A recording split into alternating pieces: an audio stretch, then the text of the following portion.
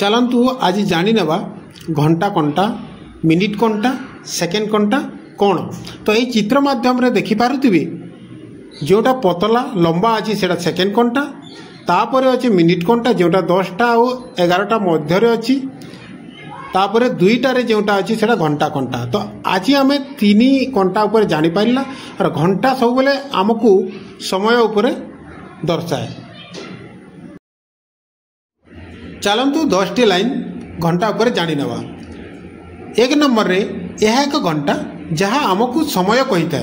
2 number रे यह डाकिला घंटा जहाँ आमको समय दर्शाए।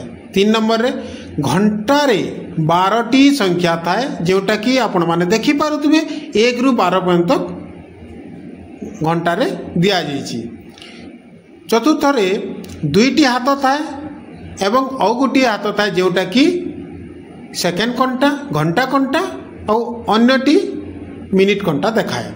घंटार निर्दिष्ट समय आमर दैनंदिन कार्य करिवारे साहाय्य करे। यह स्कूल ऑफिस एवं घरे घंटा व्यवहार करा जाए। यह आमको सकाल द्विपहर और रातिर समय जानिबा को साहाय्य करे। 8 नंबर रे घंटा एक महत्वपूर्ण वस्तु जहाँ समय को नियंत्रण करे। 9 नंबर रे डिजिटल घंटा भी समय देखाए जहाँ की नंबर रे देखा जाए।